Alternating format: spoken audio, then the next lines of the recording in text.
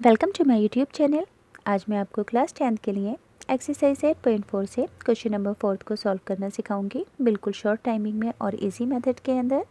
तो सबसे पहली बात, आपको एक्सरसाइज 8.4 के लिए इन तीनों ही आइडेंटिटीज़ का लर्न करना मस्ट है। अगर आपने ये तीनों आइडेंटिटीज़ लर्न नहीं की तो एग्ज़ाम में आप इस एक्सरसाइज का कोई भी क्वेश्चन अटैम्प्ट नहीं कर पाओगे। इसी वजह से मैं हर क्वेश्चन में इन तीनों ही आइडेंटिटीज़ को लिख लेती हूँ ताकि आपको रिमाइंड रहे। तो पहले फर्स्ट पार्ट को रीड आउट करते हैं कि यहाँ पर आपसे क्या कहा गया है। यहाँ पर इस इक्वेशन को आपको सॉल्व करके बताना है कि इन चारों में से इस इक्वेशन का कौन सा आंसर है, यानी कि A B C D, और अपने आंसर को रीज़न के साथ बताना है। तो पहले सॉल्व करती हूँ। देखो, यहाँ पर दो टर्म है, 9 sec स्क्वायर A और 9 tan स्क्वायर A। दोनों के पास ही 9 है, तो यहाँ से मैं क्या करूँगी कि 9 को कॉमन ले लूँगी। तो ये क्या हो जाएगा, 9 sec square A minus tan square A। यहाँ से मैंने 9 को कॉमन ले लिया। अब देखो, मैंने आपको आइडेंटिटी बताई थी कि देखो सेकंड वाली आइडेंटिटी जो है क्या है, यहाँ पर 1 प्लस tan स्क्वायर A बराबर sec स्क्वायर A के है। तो ये क्या हो जाएगी, देखो sec square A minus tan square A, यानी कि sec स्क्वायर A और tan स्क्वायर A किसके इक्वल है, 1 के इक्वल है। तो यहाँ पर भी sec स्क्वायर A और tan स्क्वायर A है, तो इन दोनों की जगह पर मैं क्या लिख दूँगी, 1। तो इसका आंसर क्या आ जाएगा, यहाँ से 9, यानी कि बी वाला जो ऑप्शन है 9 इसका करेक्ट आंसर है।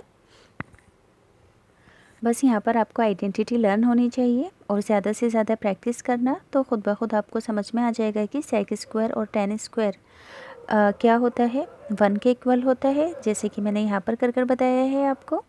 अब इसके सेकंड पार्ट को भी आपको सॉल्व करना है। तो यहाँ पर दो इक्वेशन दी गई है। पहली है 1 plus tan theta plus sec theta, दूसरी 1 plus cot theta minus cosec theta. अब यहाँ पर देखो, इन तीनों ही आइडेंटिटीज़ में से अभी तो किसी का कोई यूज़ नहीं दिख रहा है यहाँ पर।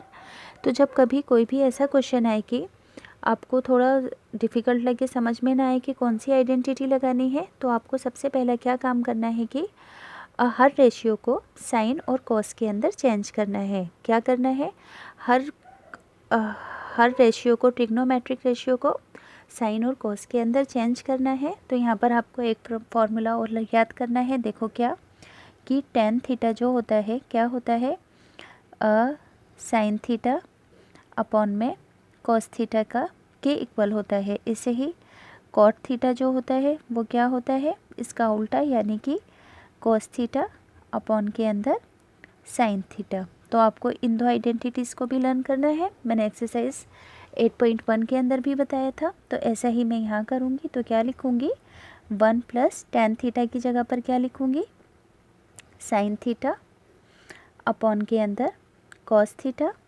बीच में है प्लस का साइन। अब देखो, सेक को भी मैं कॉस या साइन में चेंज करूँगी। तो सेक किसका उल्टा होता है, 1 बाय कॉस थीटा का उल्टा होता है। सेक किसका उल्टा होता है, 1 बाय कॉस का। तो सेक को 1 बाय कॉस थीटा लिख दूँगी, यहाँ पर ब्रैकेट को क्लोज कर दूँगी। इसी तरह से 1 प्लस कॉट थीटा क्या होता है, अभी आइडेंटिटी बताई थी, कॉस थीटा अपॉन के अंदर साइन थीटा माइनस कॉसेक क्या होता है, 1 बाय साइन थीटा होता है कॉसेक का फॉर्मूला। तो कॉसेक की जगह पर क्या लिख दूँगी मैं, 1 बाय साइन थीटा।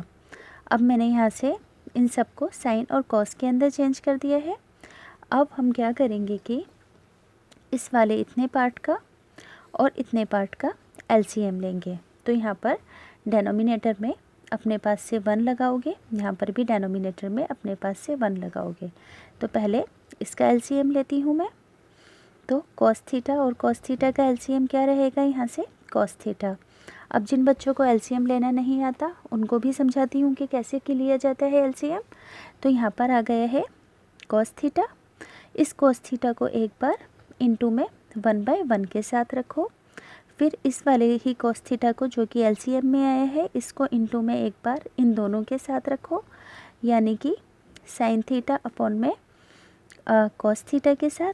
फिर इसी वाले कॉस थीटा को इनटू में 1 बाय कॉस थीटा के साथ रखो। देखो अब डेनोमिनेटर के 1 की कोई वैल्यू नहीं, तो कॉस थीटा 1 से मल्टीप्लाई होकर क्या आ जाएगा यहाँ पर, कॉस थीटा, बीच में प्लस का साइन। अब सेकंड वाली टर्म के अंदर कॉस थीटा से कॉस थीटा कैंसिल होकर क्या बचेगा, साइन थीटा, बीच में है प्लस का साइन। अब तीसरी वाली जो टर्म है यहाँ पे कॉस से कॉस कैंसिल होकर क्या आ जाएगा, 1। अब ऐसे ही हमें इस पूरे ही पार्ट का एलसीएम लेना है, तो साइन थीटा और साइन थीटा का एलसीएम क्या रहा, साइन थीटा। तो साइन थीटा को इनटू में एक बार 1/1 के साथ रखो, इसी वाले साइन थीटा को इनटू में एक बार इन दोनों के साथ रखो, यानी कि कॉस थीटा और साइन थीटा के साथ, फिर इसी वाले साइन थीटा को इनटू में एक बार 1/साइन थीटा के साथ रखो। रफ वर्क इसलिए समझा रही हूँ ताकि हर बात आपको रीज़न के साथ समझ में आए। तो डेनोमिनेटर के 1 की कोई वैल्यू नहीं है, तो ये दोनों आपस में मल्टीप्लाई होकर के आएंगे, इस फर्स्ट वाले का आंसर साइन थीटा प्लस, अब सेकंड वाले का आंसर साइन थीटा से साइन थीटा कट होकर के आ जाएगा, कॉस थीटा, बीच में माइनस का साइन, यहाँ पर साइन थीटा से साइन थीटा कैंसिल होकर के आ जाएगा 1। अब यहाँ से हम क्या करेंगे कि इन दोनों ही ब्रैकेट को ओपन करेंगे ताकि हमारी ये पूरा का पूरा एक टर्म के अंदर चेंज हो जाए।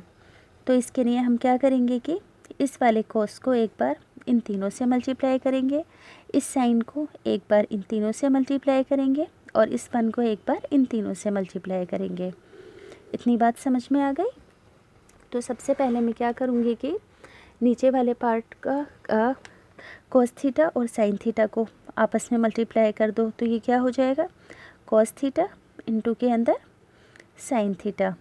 ठीक, अब इस कॉस थीटा को एक बार साइन थीटा से मल्टीप्लाई करो, तो ये मल्टीप्लाई होकर क्या आएगा, कॉस थीटा इनटू के अंदर साइन थीटा। अब इस कॉस थीटा को कॉस थीटा से मल्टीप्लाई करो, दोनों ही प्लस के हैं, तो ये हो जाएगा प्लस का कॉस थीटा। अब इस कॉस थीटा को माइनस के 1 से मल्टीप्लाई करो, सॉरी कॉस थीटा को कॉस थीटा से मल्टीप्लाई करोगे तो यहाँ स्क्वायर भी तो आएगा। अब इसी तरह से इस कॉस थीटा को माइनस के 1 से मल्टीप्लाई करोगे तो ये क्या हो जाएगा, माइनस का कॉस थीटा।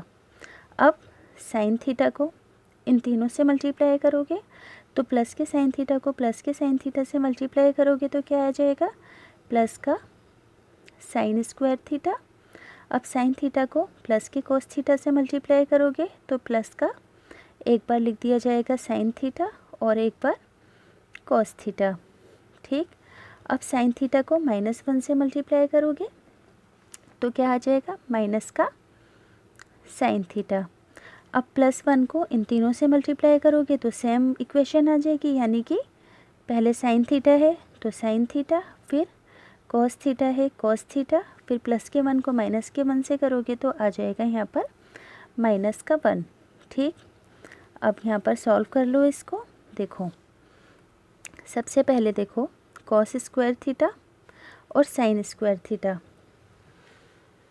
पहले जो कैंसिल होता है उसे कैंसिल करो, तो यहाँ से माइनस का कॉस थीटा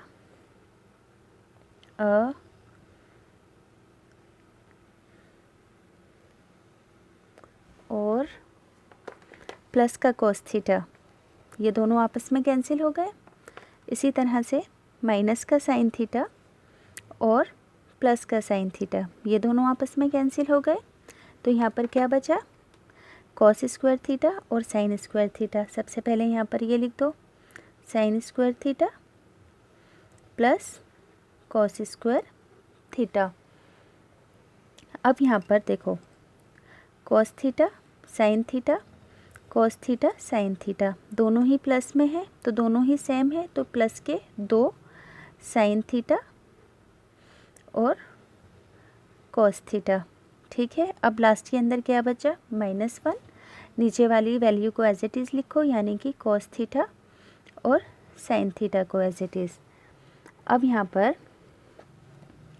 एक आइडेंटिटी का यूज़ होना है, क्या, देखो साइन स्क्वायर थीटा और कॉस स्क्वायर थीटा क्या होता है, 1। फर्स्ट वाली आइडेंटिटी है साइन स्क्वायर है प्लस कॉस स्क्वायर ए 1 के इक्वल है, तो यहाँ पर इन दोनों की जगह मैं क्या लिख दूँगी, 1। ठीक है, अब प्लस बाकी का सब ऐसे ही 2 साइन थीटा और कॉस थीटा -1 नीचे वाली वैल्यू एज इट इज़, यानी कि कॉस थीटा और साइन थीटा। अब यहाँ पर प्लस का 1 माइनस के 1 से कैंसिल हो गया है, तो यहाँ पर क्या बचा,